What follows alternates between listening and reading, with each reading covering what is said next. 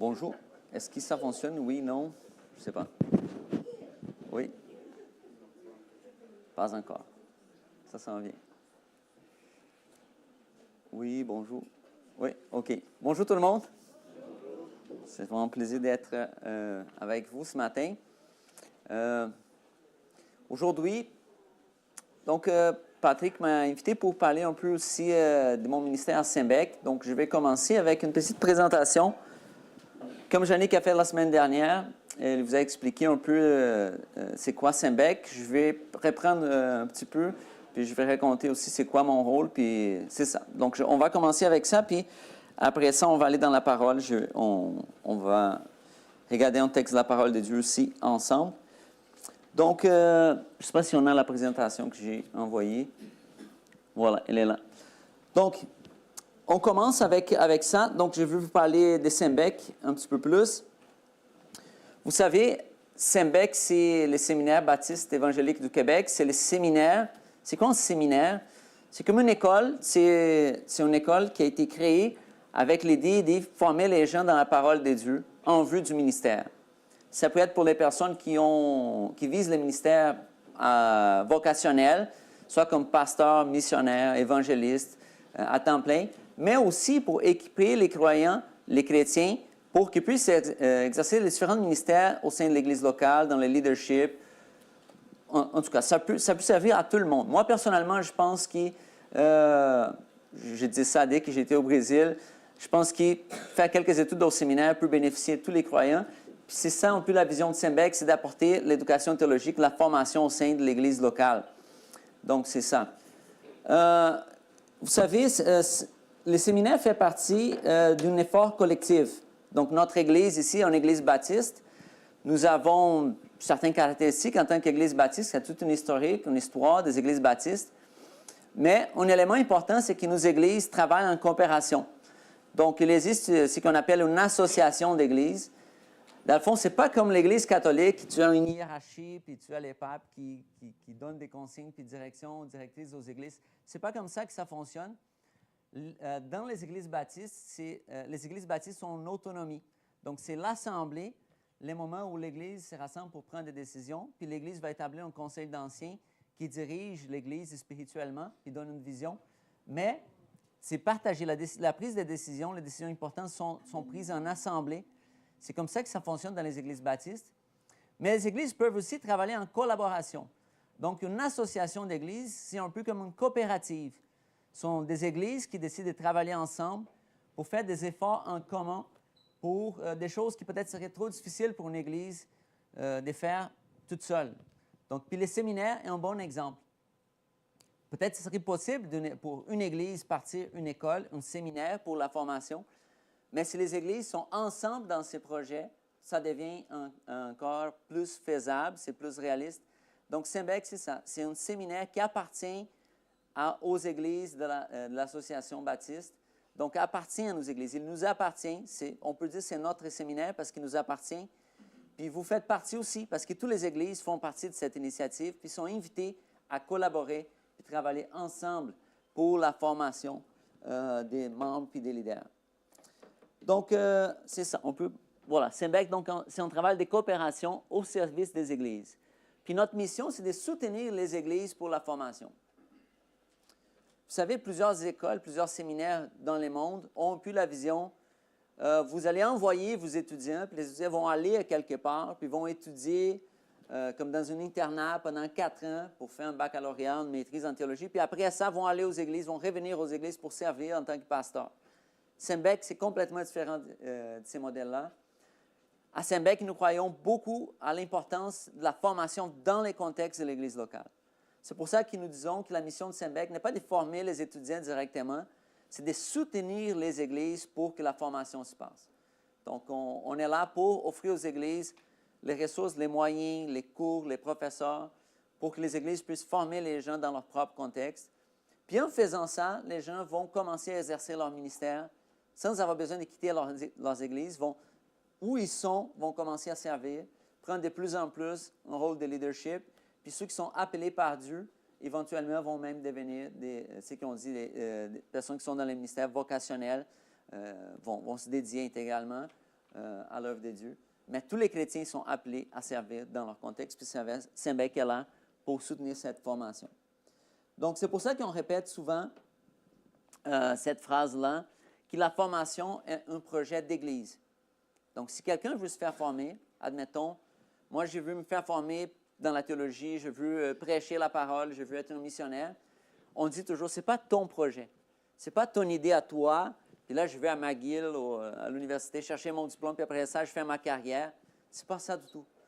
C'est un projet d'Église. Il faut que tu travailles avec ton Église locale pour que tu sois formé. Puis c'est avec ton Église, dans les projets qui appartiennent à ton Église, qui ont vu que les gens se fassent former. Puis l'avantage de faire comme ça, c'est que quand une personne commence sa formation, ça peut mobiliser l'Église au complet. Ça peut nous permettre d'offrir des cours, des formations dans les contextes de l'Église locale. Puis d'autres personnes qui sont là, même s'ils ne sont pas appelés au ministère vocationnel à temps plein, vont pouvoir en bénéficier, vont pouvoir participer des cours. Puis la personne, en faisant son service dans les contextes de l'Église, va bénéficier de l'Église au complet. Donc, vous voyez, c'est vraiment une autre approche. Puis c'est très fort à Saint-Bec, chez Saint-Bec, cette idée que la formation est un projet d'Église.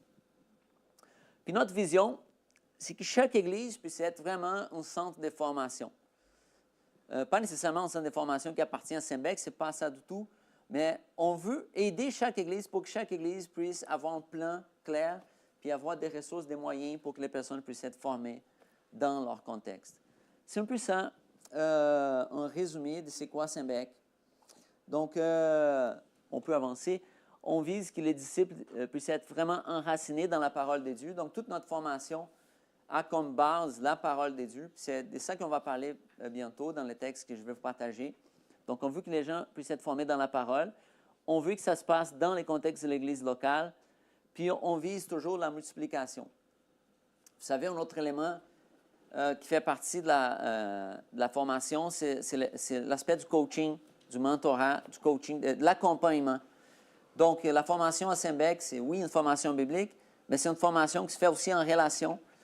Donc, on valorise beaucoup les coachings. Dans le fond, le séminaire n'est pas capable de faire ça tout seul. Il faut que, dans les contextes de l'Église locale, avec quelqu'un, soit les pasteurs ou d'autres leaders, qui sont disponibles pour accompagner les nouveaux, puis les coacher dans leur cheminement. Puis c'est comme ça que ça se passe. Puis la formation qui passe à travers du coaching est beaucoup plus efficace pour développer les éléments du caractère. Donc, il y a des choses qu'on ne peut pas apprendre dans une salle de classe, mais quand on est en relation avec d'autres personnes, on peut travailler ça dans notre vie, puis les éléments du caractère peuvent être travaillés de façon beaucoup plus en profondeur. Voilà, donc, un prochain. Donc, Saint-Bec veut développer cette formation qu'on appelle ecclésiocentrique parce qu'elle est centrée dans l'Église locale. Ecclésia, c'est le mot en grec pour Église, donc c'est centré sur l'Église. Les coachings, puis les 3C. 3C, c'est connaissance, caractère, compétence. Donc, cette formation holistique fait partie de notre vision. Comme j'ai déjà dit, la Bible est la base de la formation, donc on cherche une excellence dans la parole de Dieu, la connaissance de la parole de Dieu. Puis là, un autre aspect, c'est une orientation missionnelle. Donc, Jannick vous a partagé la semaine dernière des initiatives pour aller dans d'autres contextes du monde puis être plus impliqué avec la mission. Oui, on veut ajouter de plus en plus les volets mission dans les formations pour que nous soyons tous en mission ici au Québec, mais aussi connectés avec ce que Dieu fait partout dans le monde, surtout dans la francophonie. Nous croyons qu'il y a beaucoup d'opportunités de partenariat, puis nous voulons exposer nos étudiants, nos professeurs à ces initiatives-là pour qu'on puisse avoir des pasteurs, des leaders au Québec qui ont une vision globale vers la mission. Parce que nous croyons que c'est vraiment à ça que Dieu nous appelle. On a un mandat local, mais aussi global. Voilà, puis une dernière slide pour parler de la vision de Saint-Bec. Nous travaillons avec différents niveaux de formation. Donc, on veut équiper l'Église pour que l'Église ait des outils pour former les disciples. Donc, tout le monde, monsieur, madame, tout le monde, comme on dit. Aussi les leaders, donc avec des cours un peu plus avancés pour la formation de leadership. Puis jusqu'au niveau des leaders vocationnels, les personnes qui aspirent vraiment les ministères. Puis dans ces cas-là, nous avons des formations, soit les baccalauréats en théologie, qui sont un programme complet, au niveau baccalauréat, ou des programmes de maîtrise pour les personnes qui ont déjà un baccalauréat, pour qu'ils puissent étudier au niveau de maîtrise. Donc, nous offrons des programmes de baccalauréat et maîtrise pour ceux qui visent aller dans les ministères. Donc, ça, c'est un peu le résumé de la vision puis de l'offre de Saint-Bec. Vous savez, moi et ma famille, nous sommes venus ici en 2021. Donc, on va compléter bientôt 5 ans au Québec. Ça ne fait pas plus que ça, c'est 4 ans et quelque chose, presque 5 ans. Avant, au Brésil, plusieurs de l'Église connaissent déjà notre témoignage, mais pour ceux qui ne connaissent pas, au Brésil avant, moi, j'étais impliqué, j'étais pasteur, impliqué avec une implantation d'église au sud du Brésil. Puis, je travaillais aussi dans un séminaire. J'ai fait ma formation dans un séminaire, puis j'ai travaillé dans ce séminaire-là pendant 8 ans. Puis, c'est quand Dieu nous a vraiment appelés pour venir au Québec. C'est ça qui a fait en sorte que nous sommes quittés du Brésil pour venir ici, pour contribuer avec la formation ici au Québec, puis aussi pour que l'Évangile puisse être partagé, puis que les leaders, la prochaine génération de leaders puisse être formée. Donc, c'est ça qui nous a fait venir au Québec. Puis, quand nous sommes arrivés en 2021, nous sommes venus tout de suite à l'Église de Repentigny. Nous sommes très reconnaissants parce que l'accueil qu'on a reçu de l'Église a été une bénédiction pour nous. Puis, après quelques années, 2 ans, l'Église a voté puis nous a acceptés comme moi, comme un des anciens. Donc, je sers ici à l'Église. Je suis vraiment content de pouvoir contribuer avec l'Église locale. J'aime cette Église comme ancien, en tant qu'ancien. Puis avant, je faisais 1 jour par semaine comme ouvrier de l'Église. Mais depuis les mois de juin de l'année dernière, 2025, suite à une transition à Saint-Bec, le séminaire a eu besoin de trouver un nouveau directeur général. C'est là que les conseils d'administration m'ont fait l'invitation. Puis après avoir parlé avec les conseils d'anciens ici de l'Église, puis prier, puis chercher la volonté de Dieu, on a compris que c'était vraiment ça qu'on devait faire. On a vu ça comme un appel de Dieu. Donc, depuis les mois de juin, j'ai pris la direction du séminaire. C'est ça mon rôle présentement. Donc, je suis à temps plein. C'est pour ça que là, j'ai un peu moins de disponibilité, peut-être pour certains ministères à l'Église locale. Avant, j'étais impliqué dans la louange, puis j'ai prêché même plus souvent. Mais là, j'ai continué à servir. Je suis encore un ancien. Je me sens responsable pour ces ministères ici. Mais j'ai aussi une responsabilité en parallèle que je vois comme aussi un appel missionnaire pour servir les églises au Québec. Donc, je remercie l'Église de me permettre aussi continuer ces ministères auprès de Saint-Bec. Puis voilà, je voulais juste expliquer peut-être pour ceux qui ne sont pas au courant de la transition qui a eu lieu l'année dernière. Donc, voilà. Puis je voulais laisser une dernière information. Vous savez, dans mon ministère à Saint-Bec, je suis aussi vu comme un missionnaire. Parce que Saint-Bec cherche du soutien auprès des églises et des partenaires. Depuis les premiers directeurs de Saint-Bec, depuis l'époque du monsieur Jacques Alexandrien, il a commencé ses ministères en tant que missionnaire. Puis il est allé chercher de l'appui de certaines églises aux États-Unis, ailleurs au Canada, puis même à des églises au Québec qui ont commencé à supporter les directeurs du séminaire. Puis c'est mon cas. Donc, présentement, j'ai des églises, des personnes qui ont adopté les directeurs du séminaire comme missionnaires, puis aident Saint-Bec à combler. Dans le fond, les offrandes sont envoyées en fonds, puis ces fonds-là utilisés pour payer mon salaire en tant que directeur. Ça a pu libérer les séminaires pour que le budget général puisse être utilisé pour d'autres projets. Donc, je vais laisser les derniers slides juste pour dire, si jamais une église ou quelqu'un veut contribuer, veut me soutenir en tant que missionnaire dans mon service à Saint-Bec, c'est toujours possible. Vous pouvez aller sur Partenaires, donner, ça va amener à une autre page, puis là, vous pouvez soutenir un membre de notre équipe, puis mon nom est là. Donc, je laisse l'invitation. Si jamais Dieu vous met à cœur de contribuer, cette aide est vraiment bienvenue, puis nous permet de continuer ces ministères. Donc, voilà, c'est ça ma présentation par rapport au séminaire. Puis lié à ça, je vous invite à aller avec moi dans le texte des 2 Timothée, chapitre 3. Dans le fond, on va lire à partir de la fin du chapitre 3, puis un peu du chapitre 4, mais je vais commencer au début pour donner un peu plus de contexte. Donc, on va lire en 2 Timothée, chapitre 3 et 4. Puis, je veux prier avant d'aller dans la parole de Dieu. Donc, prions.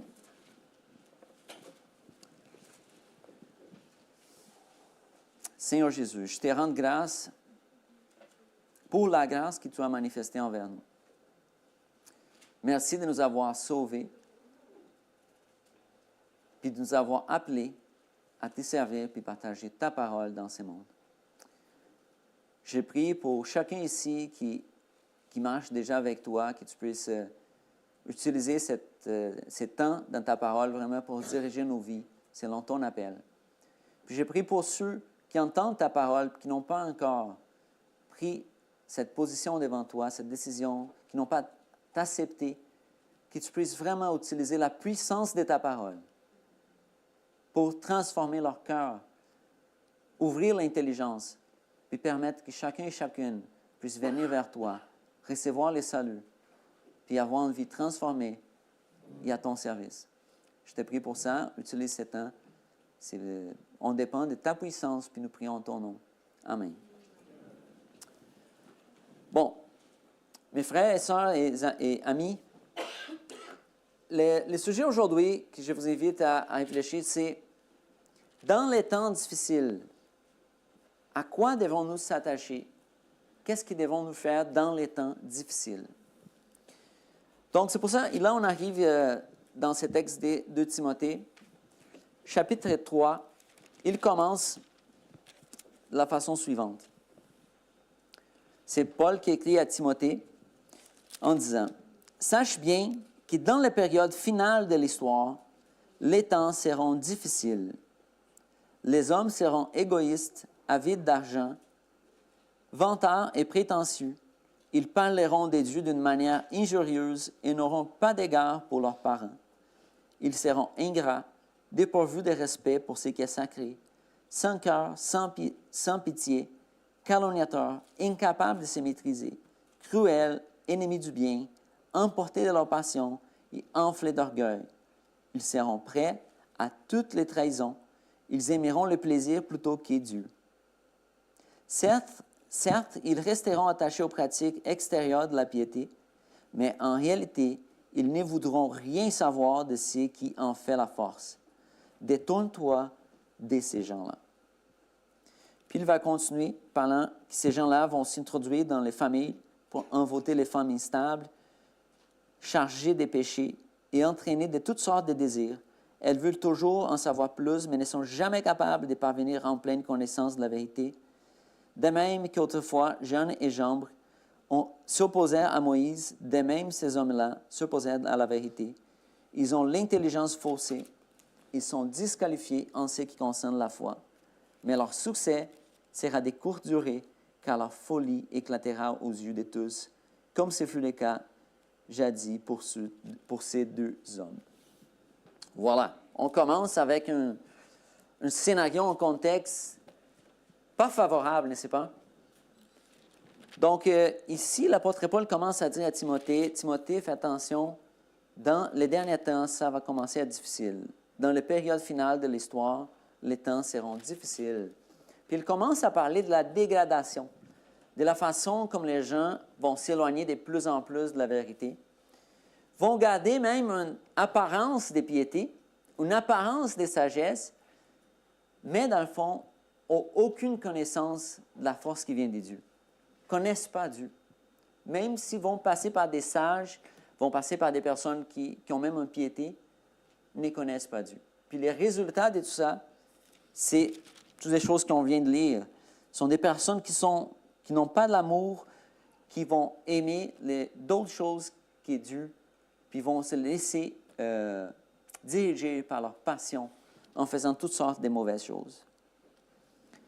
Est-ce que vous pensez que ça se ressemble à nos temps présents aujourd'hui? C'est sûr que quand il dit les derniers temps, ça commence à cette époque-là. Quand il dit à Timothée, c'est parce que, théologiquement parlant, suite à la venue, résurrection puis ascension de Jésus, là, on vit déjà les derniers temps, puis on se rapproche de plus en plus du retour du Seigneur. Cette réalité n'a pas commencé hier, mais c'est vrai que quand on lit ça, au moins moi, je vois beaucoup de choses qu'on entend dans les nouvelles, qu'on voit autour de nous, qui sont vraiment exprimées ici. Je n'ai pas besoin d'entrer dans les détails. Je pouvais même mettre des nouvelles qu'on trouve sur, je ne sais pas, le Journal de Montréal ou des nouvelles que je vois au Brésil, a toujours des choses qui sont incroyables, mais c'est parce que c'est ça l'être humain éloigné des dieux. Mais le point ici intéressant à percevoir, c'est qu'il va y avoir aussi des personnes qui ont l'apparence de piété, qui vont apparaître comme si ont une spiritualité, mais dans le fond, ça ne règle pas les problèmes du cœur.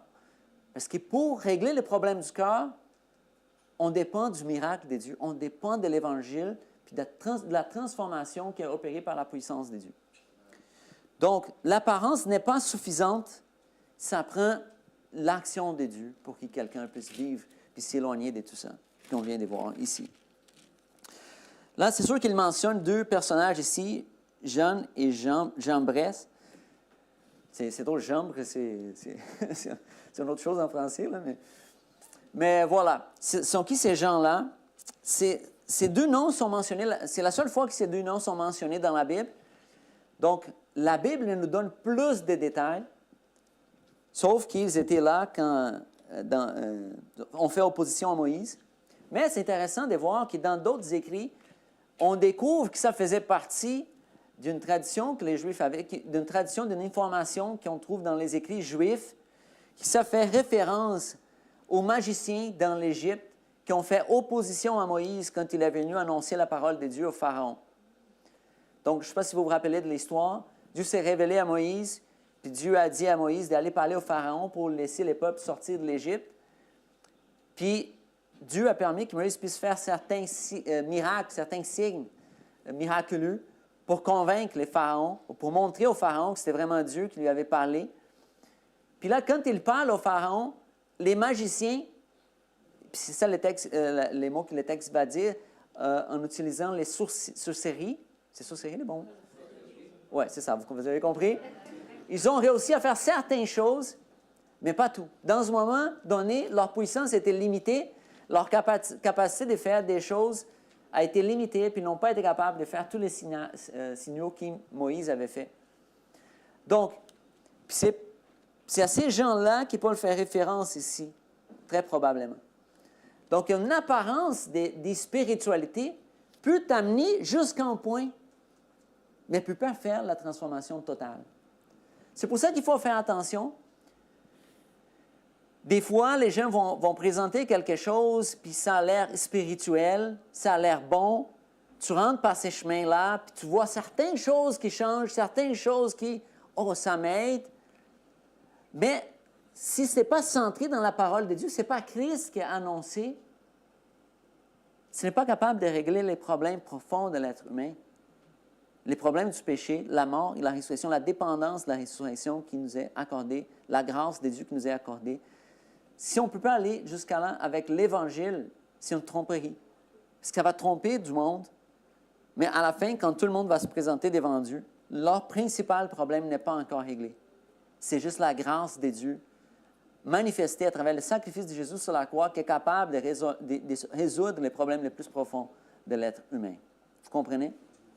J'étais dans l'auto récemment, puis, tu sais, des fois, j'écoute la radio, pour moi, je fais ça avec une intention de mieux comprendre la société puis la pensée, pour savoir comment communiquer l'Évangile, justement. Puis là, j'étais en train d'écouter, c'était un reportage, une émission qui parlait du retour des gens de cette génération à la nature et à la valorisation des religions des ancêtres, des autochtones et puis tout ça. Oui, je comprends, je sais que c'est un sujet sensible, à beaucoup de mauvaises choses qui ont été faites au nom des dieux, au peuple autochtone. Mais là, l'émission parlait de reprendre la valeur spirituelle, de la connexion avec la nature, puis plein de choses comme ça. Puis les gens disaient, puis témoignaient, comment ça m'a fait du bien, comment je trouvais la paix, comment je me sens bien, en apprenant plus sur ces genres de spiritualité. C'est le langage qu'il a utilisé, c'est une spiritualité. Je comprends. Je comprends que ça peut faire du bien, se connecter avec la nature, valoriser tout ça. Mais écoutez, si le problème du péché n'est pas adressé, c'est le sacrifice de Jésus. Oh, pourquoi mon téléphone écoute quelque chose puis répond? C'est bizarre. si les problèmes du péché si les péchés ne sont pas pardonnés par les sacrifices de Jésus, puis ce n'est pas la parole de Jésus qui nous dirige, ça peut toucher mes émotions, ça peut me faire me sentir mieux, mais quand je vais me présenter devant Dieu, si quelqu'un vit ça, peut-être la personne va découvrir qu'elle était en train d'adorer la création plutôt que les créateurs, que son vrai problème n'a pas été réglé. Pourquoi j'ai dit ça? Pour qu'il faut faire attention. On vit des temps difficiles, puis on vit toutes sortes de solutions à la spiritualité humaine qui sont offertes, mais certaines solutions ne sont pas les bonnes. Donc là, je reviens à la question d'aujourd'hui. Dans des temps difficiles, à quoi s'attacher? Quoi faire? À quoi devons-nous s'attacher? Puis là, la parole va nous répondre. On arrive au verset 10. Donc, Paul va présenter les portraits à Timothée, mais dans le verset 10, il va dire, « Mais toi, Timothée, toi, tu as pu m'observer dans mon enseignement, ma conduite, mes projets, ma foi, ma patience, mon amour, mon endurance.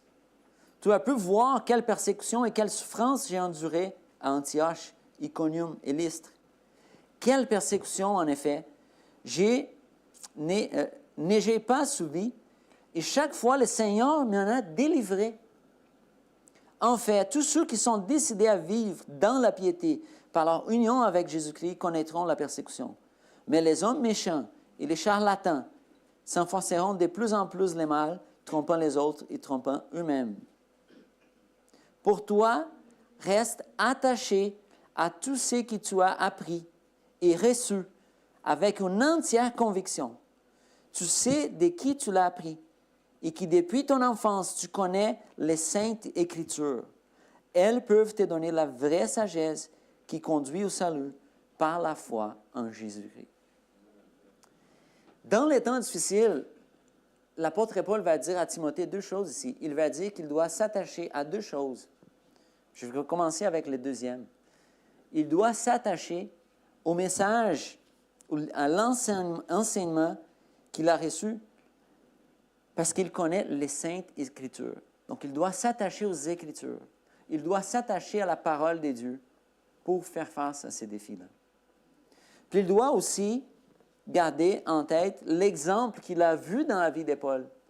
Les personnes qui lui ont instruit, puis suivent cet exemple-là. Les personnes qui lui ont présenté la parole de Dieu, puis comment ils ont vécu, comment ils ont fait face aux souffrances, comment ils ont enduré même les difficultés, puis faire attention à la façon comme Dieu a été présent avec eux, comment Dieu a été fidèle, puis les a délivrés. Donc ici, je vois deux choses. Je vois la parole de Dieu, puis je vois aussi les rôles que l'Église joue dans nos vies, les personnes qui nous ont instruits, qui sont des modèles pour que nous puissions suivre. Comme ces personnes-là ont suivi Dieu, que nous puissions prendre le même chemin et suivre Dieu comme eux. Donc, c'est les modèles qu'on reçoit des autres, puis aussi la parole qui nous a été transmise. Donc, c'est l'exemple, puis la parole. Paul va faire référence aux souffrances. On ne va pas rentrer dans les détails, mais si vous voulez prendre note de ça, vous pouvez aller sur le livre des Actes, chapitres 13 et 14. Vous allez voir dans les récits de Luc, les souffrances que l'apôtre Paul est en train de mentionner ici dans sa lettre. Comment, quand il a visité les différentes villes, il a fait face à des oppositions, jusqu'au point d'être d'être lapidé dans une ville, au point que des gens arrivaient à penser « Oh, il est mort », mais non, finalement, il n'était pas mort. Mais jusqu'à ces points-là, d'être lapidé à cause de la prédication de la parole de Dieu. Mais est-ce qu'il était en train de dire « Ah, oh, j'ai vécu tout ça, puis Dieu m'a abandonné ». Non, il est en train de dire « Dieu m'a délivré ». Puis il a pu continuer son ministère. Les amis, pour arriver au point d'être lapidé, puis te lever, puis continuer à prêcher la parole de Dieu, ça prend une assurance que cette parole est la vérité.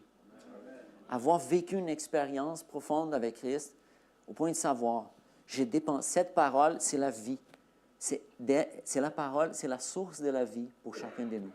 C'est à ces points-là que Dieu nous invite à chercher la parole, pour que ça soit vraiment la source, soit tellement attaché à nos vies que nous puissions vivre ça avec toute puissance. Donc, voilà. Tu as pu observer mon enseignement, ma conduite, mes projets. Donc, puis il va dire, tous ceux qui ont décidé à vivre dans la piété, par leur union avec Jésus-Christ, connaîtront la persécution. Donc, soyez prêts. Soyez prêts. Ça peut venir de différents niveaux, mais soyez prêts. Parce qu'on ne vit pas pour plaire les autres, plaire à tout le monde. Si on vit pour plaire à tout le monde, bonne chance, ça ne va jamais marcher. Mais si on vit pour plaire Dieu en premier, soyons prêts à faire face à des oppositions en sachant que Dieu est fidèle. Puis ensuite, il va nous dire, pour toi, reste attaché à tout ce que tu as appris et reçu avec une entière conviction. De s'attacher avec conviction. Tu sais de qui tu l'as appris. Sûr qu'il peut faire référence à lui-même, mais peut-être aussi à la mère et à la grand-mère de Timothée qui lui ont instruit quand il était un jeune enfant. Donc là, si on recule un peu dans le même livre, on peut aller au chapitre 1, verset 5. Puis là, on apprend quelque chose d'intéressant. Là, c'est Paul qui parle à Timothée encore. Je garde les souvenirs de ta foi sincère, cette foi qui s'est trouvée déjà chez ta grand-mère, Louis, et à ta mère, Eunice. À présent, elle habite aussi en toi, et j'en suis pleinement convaincu. Vous voyez, il avait reçu de Timothée les premières instructions de la foi, il l'a reçu de la part de sa mère et sa grand-mère, qui lui ont transmis les Écritures. Puis là, il restait attaché à ça. Donc, ça nous montre que le ministère de la parole peut se faire de différentes façons. Ça peut être les pasteurs qui prêchent, ça peut être une amie qui prêche à l'autre, ça peut être les parents, l'enfant, la mère, la grand-mère. Nous sommes tous appelés à transmettre la parole de Dieu à travers nos relations pour permettre les gens à venir à la connaissance de Jésus.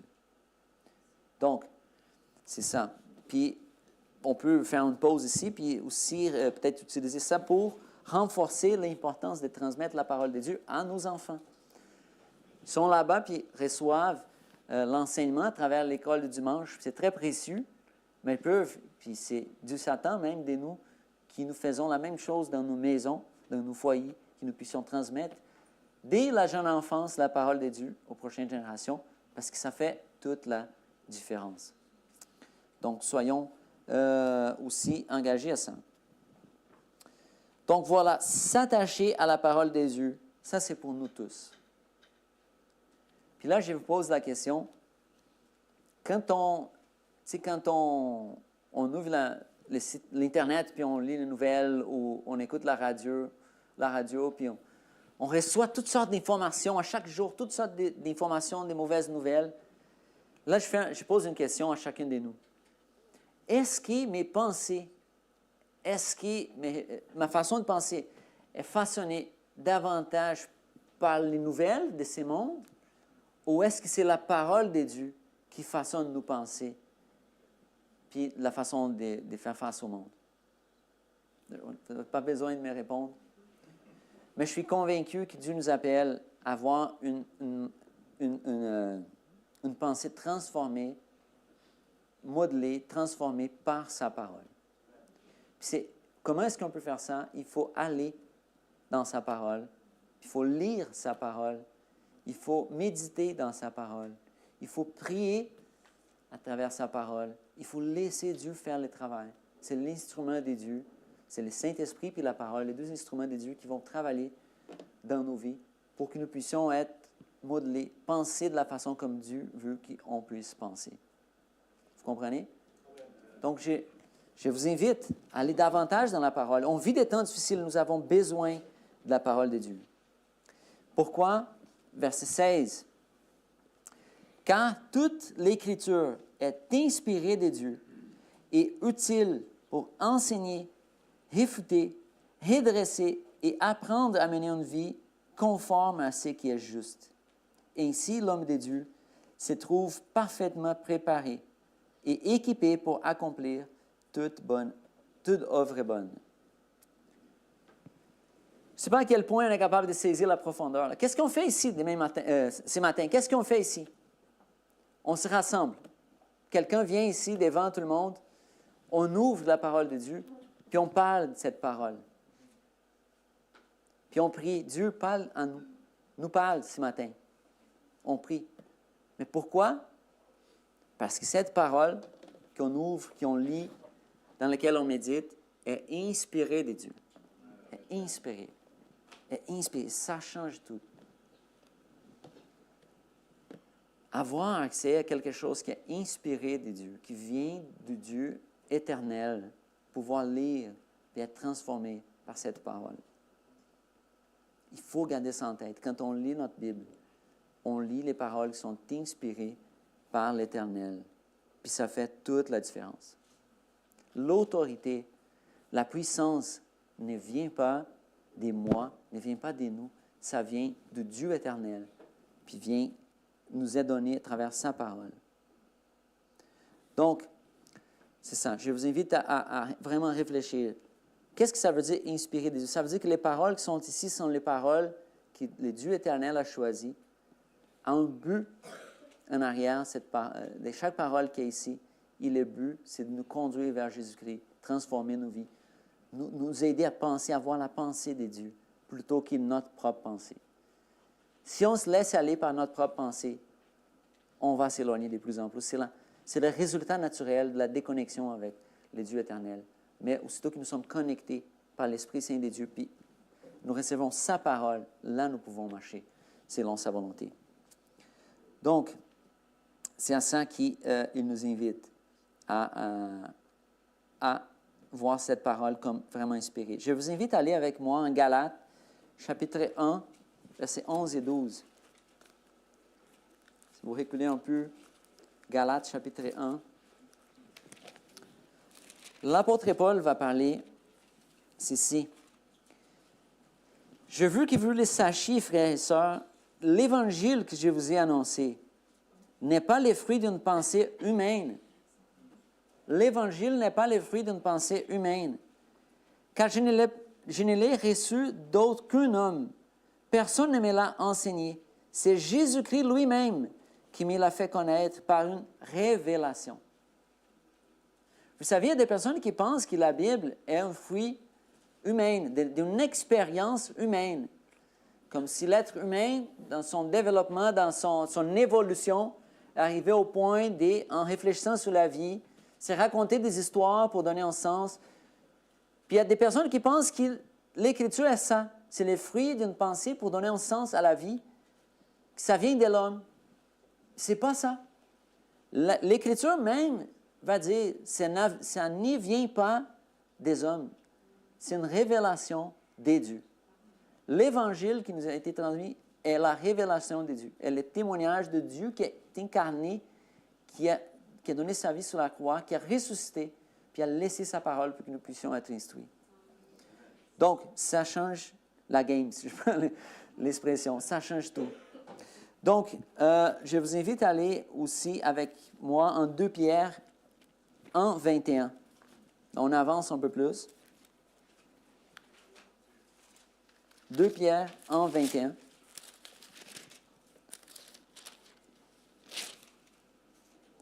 Donc, là, l'apôtre Pierre va écrire un peu dans la même direction. « Sachez avant tout qu'aucune prophétie de l'Écriture ne peut faire l'objet d'une interprétation personnelle.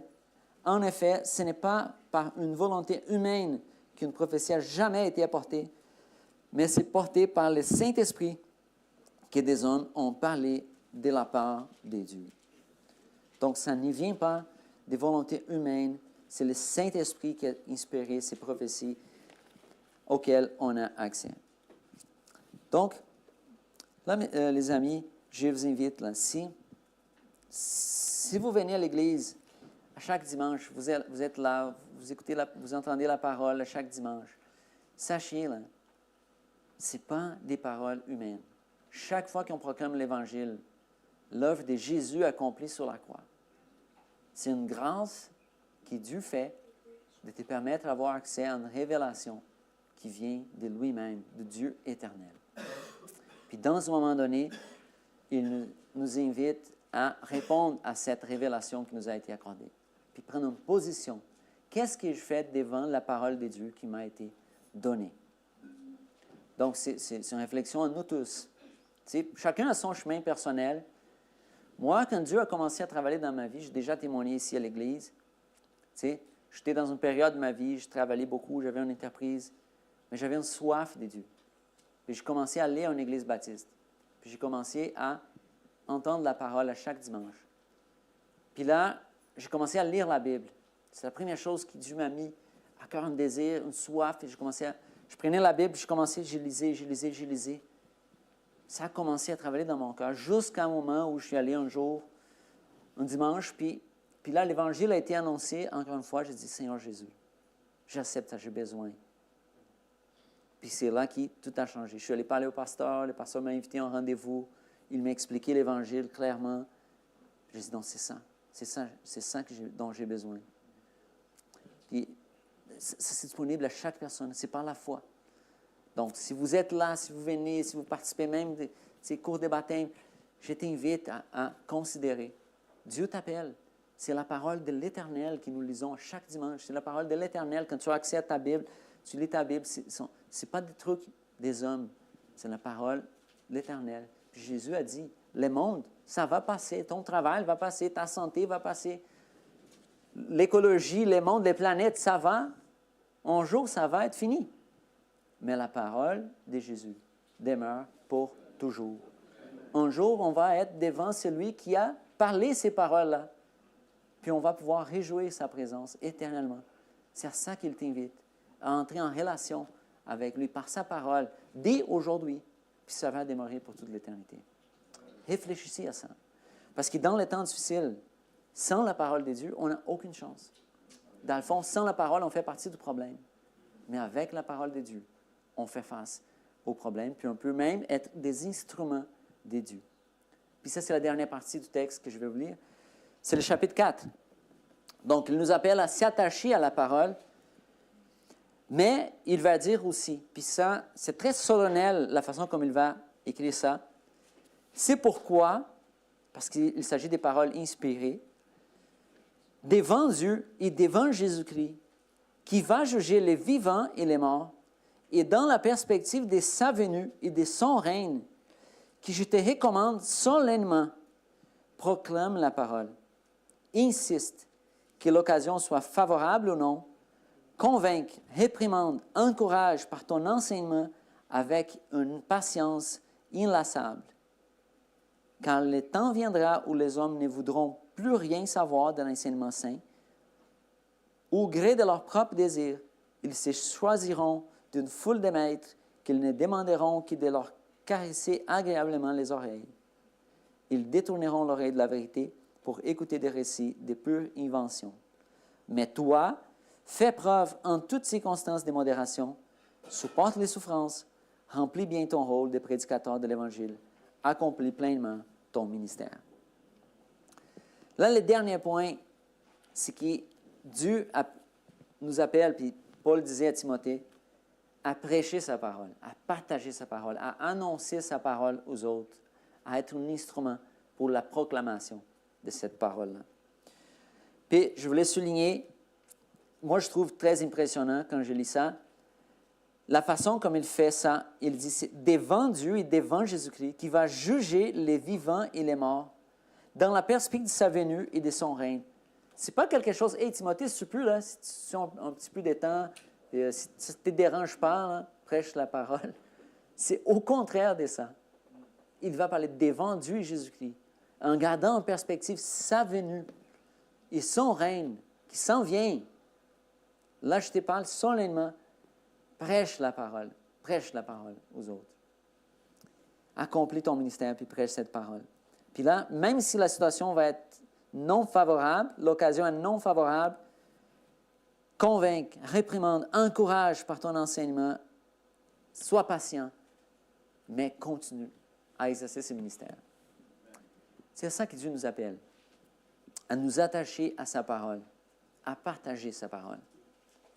Donc oui, là, il parle à un ouvrier, à une personne qui était impliquée à l'Église, mais ne soyons pas limités à ça.